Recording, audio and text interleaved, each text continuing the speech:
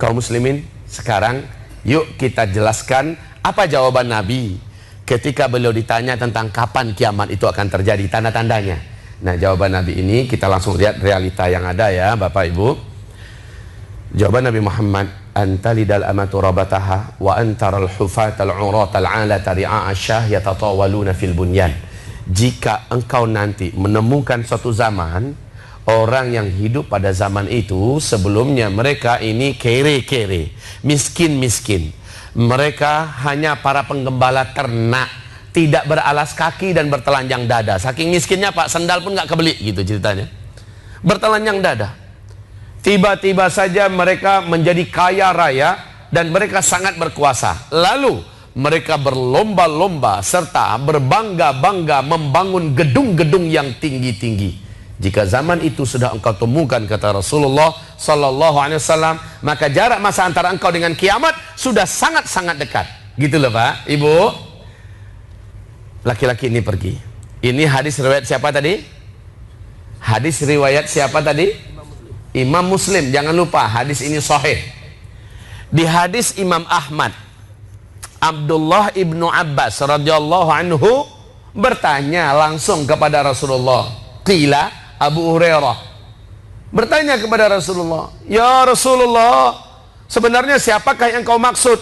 Kaum yang dulunya kere, miskin, tidak beralas kaki, bertelanjang dada, penggembala ternak, tiba-tiba menjadi kaya raya dan sangat berkuasa. Lalu mereka berlomba-lomba dan saling berbangga-bangga, mendirikan gedung-gedung yang tinggi-tinggi. Dan itu adalah tanda sangat dekatnya kiamat akan terjadi, ya Rasulullah. Siapakah yang engkau maksud itu? Jawaban Nabi singkat saja. Humul Arab. Mereka adalah bangsa Arab. Ayo kita lihat realitas sekarang. Mari, Bapak Ibu, kita lihat realitas sekarang. Dulu negeri Arab sebelum minyak bumi ditemukan, kaya raya atau miskin? Miskin ya. Namanya masih satu ketika itu, Jazirah Arab. Miskin. Negeri yang panas, gurun Sahara yang luas ibarat tak bertepi, gersang padang pasir yang sangat-sangat tandus. Jadi mau diharapkan apa di situ? Tapi coba lihat Bapak Ibu, ketika minyak bumi ditemukan, Arab langsung menjadi negeri yang kaya raya. Nggak puas kita kalau kita ngomong kaya raya, tapi kaya raya. Menjadi negeri petrodolar, Bapak Ibu. Dan akhirnya mereka mendirikan negara sendiri-sendiri menjadi 7 negara. Kalau dulu namanya masih satu, Jazirah Arab, sekarang menjadi 7 negara. Kuwait, Qatar, Bahrain, Uni Emirat Arab, Arab Saudi, Oman, dan Yaman. Ini dia.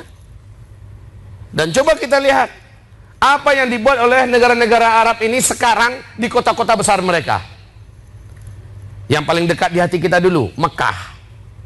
Coba lihat Mekah, apa yang dibangun oleh kerajaan Arab Saudi sekitar Masjidil Haram, Bapak Ibu.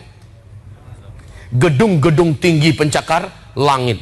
Keren abis Pak, tinggi, mewah-mewah, dengan harga, dengan teknologi, dan dengan fasilitas yang Masya Allah. Di Mekah itu.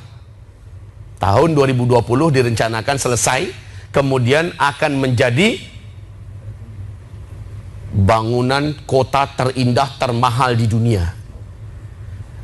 Madinah Al-Munawwarah, lihat sekarang.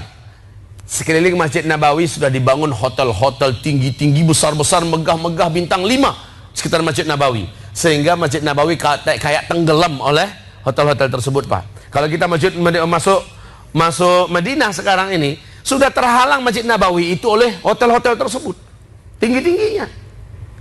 Sekarang lihat Riyadh. Ketika Salman dulu naik menjadi gubernur di Riyadh, maka kota Riyadh langsung disulap menjadi kota metropolitan ala Eropa dengan khasnya gedung-gedung tinggi pencakar langit di Riyadh. Jeddah, alah jangan ditanya lagi Jeddah lah.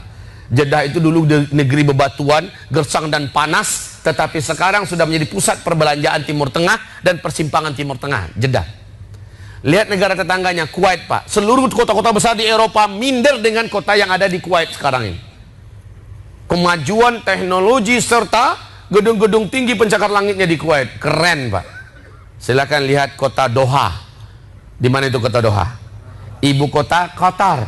Kemarin saya baru pulang dari Qatar. Alhamdulillah, saya sempat syuting di Doha itu, Pak. Takjubnya luar biasa. Bagaimana bisa negeri seperti itu kemudian diciptakan, disulap menjadi negeri dengan bentuk kemegahan, gedung-gedung tinggi pencakar langitnya dan mewah-mewah kaum muslimin. Dan sekarang pembangunan di Qatar gila-gilaan, Pak. Targetnya 2022 sudah menjadi kota percontohan seluruh dunia. Masya Allah. Nah kaum muslimin, coba lihat Abu Dhabi. Nah, apalagi Abu Dhabi ya. Sampai hari ini Abu Dhabi dinobatkan sebagai kota terindah, kota mimpi, ya, kota termegah dengan teknologi serba canggih hari ini. Abu Dhabi, Pak. Gedung-gedung yang ada di Abu Dhabi minder semua kota-kota yang ada di Amerika, yang ada di Eropa. Dan sekarang lihat lagi sebelahnya, Dubai. Siapa yang nggak kenal dengan Dubai?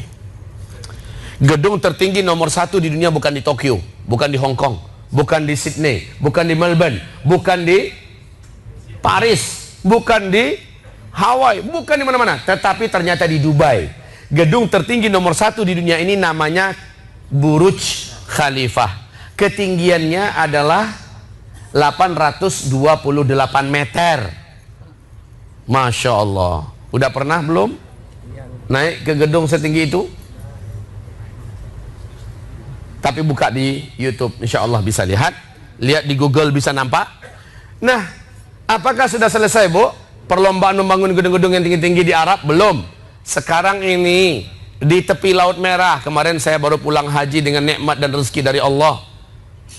Saya sempat memoto sedang berlangsung pembangunan gedung tertinggi nomor 1 di dunia yang akan mengalahkan rekor gedung yang ada di Dubai.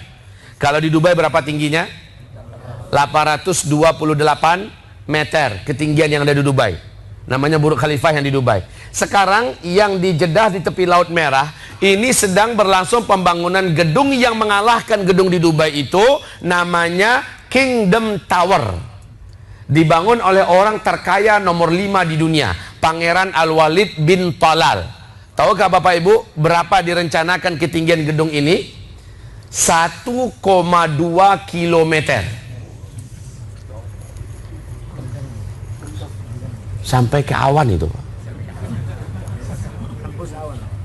Sebenarnya rencana semula adalah 1,4. Tapi diputuskan, para pakar dan ahli pembangunan gedung-gedung tinggi dunia sepakat mengatakan limit terakhir boleh membangun gedung ketinggiannya tidak boleh lebih dari 1,2. Akhirnya hanya sebatas itu. Menghabiskan dana 120 triliun rupiah kalau uang kita. Lebih. Pernah ngeliat uang sebanyak itu belum? Kira-kira berapa nolnya itu, Pak? Dapat nolnya aja jadilah. Direncanakan gedung ini paling cepat selesainya tahun depan, 2018. Bisa jadi lebih. Arab dulu miskin, kere, tapi mendadak menjadi kaya raya dan mereka berlomba-lomba serta berbangga-bangga membangun gedung-gedung yang tinggi-tinggi. Jika zaman itu sudah engkau temukan, kata Rasulullah, maka jarak masa antara engkau dengan kiamat sudah sangat-sangat dekat. Ini yang pertama ya.